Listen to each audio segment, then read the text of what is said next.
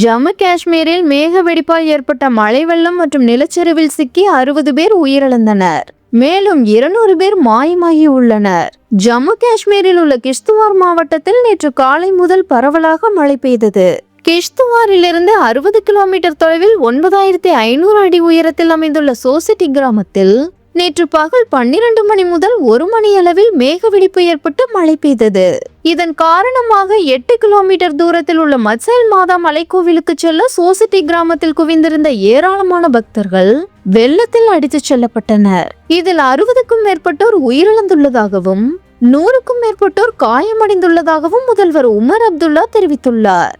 மீட்பு பணிகள் நடைபெற்று வருகின்றன. மேலும் இடிபாடுகளுக்குள் சிக்கிய அல்லது மண்ணில் புதைந்த மக்களை மீட்கும் முயற்சிகள் மேற்கொள்ளப்பட்டு வருகின்றன. கிஷ்துவாரில் இடிபாடுகளுக்கு அடியில் இன்னும் 500க்கும் மேற்பட்டோர் சிக்கியிருப்பதாக நான் நம்புகிறேன் என்றும் மேலும் சில அதிகாரிகள் இந்த எண்ணிக்கை 1000ஐ தாண்டக்கூடும் என்று கூறுகிறார்கள் என்று உமர் அப்துல்லா கூறியுள்ளார். கிஷ்துவார் மழை வெள்ளத்தில் உறவினர்களை இழந்த குடும்பங்களுக்கு தனது அனுதாபங்களை தெரிவித்துக் கொள்வதாக உமர் அப்துல்லா தெரிவித்துள்ளார்.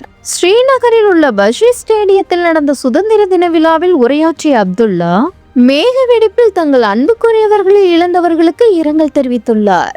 மேலும் காயமடைந்தவர்கள் குணமடைய பிரார்த்தனை செய்வதாகவும் பாதிக்கப்பட்ட மக்களுக்கு அனைத்து உதவிகளும் செய்து தரப்படும் என்று தெரிவித்துள்ளார். வானிலை பற்றி எங்களுக்கு ஏற்கனவே தெரியும் என்பதால் நிர்வாகத்தின் தரப்பில் ஏதேனும் குறைபாடு இருந்ததா என்பதை கண்டறிய வேண்டும் என்றும் அவர் கூறியுள்ளார். முன்னதாக பிரதமர் நரேந்திர மோடியிடமிருந்து தனக்கு அழைப்பு வந்ததாகவும் அதில் நிலைமை மற்றும் நிர்வாகம் எடுத்து வரும் நடவடிக்கைகள் குறித்து பிரதமரிடம் விளக்கியதாகவும் உமர் அப்துல்லா கூறியுள்ளார். அதில் நிலைமை மற்றும் நிர்வாகம் எடுத்து வரும் நடவடிக்கைகள் குறித்து பிரதமரிடம் விளக்கியதாகவும் உமர் அப்துல்லா கூறியுள்ளார். தேசிய பேரிடர் மீட்பு படை, மாநில பேரிடர் மீட்பு படை, காவல்துறை, இராணுவம் மற்றும் உள்ளூர் தன்னார்வலர்கள் இணைந்து பெரிய அளவிலான மீட்பு பணிகளை மேற்கொண்டு வருகின்றனர்.